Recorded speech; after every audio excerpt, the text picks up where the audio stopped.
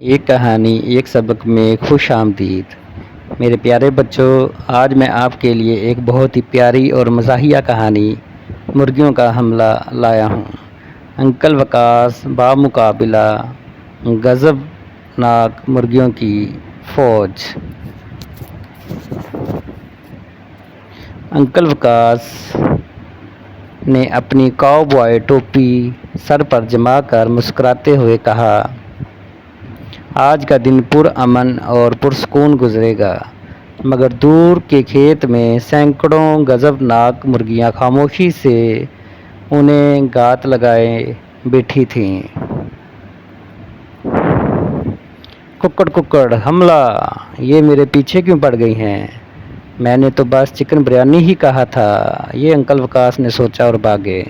Uncle Waqas जितनी तेज़ी से दौड़ सकते थे दौड़े। ये तो हॉरर फिल्म से भी बदतर है। अंडों का हमला, टोपी चोरी हो गई।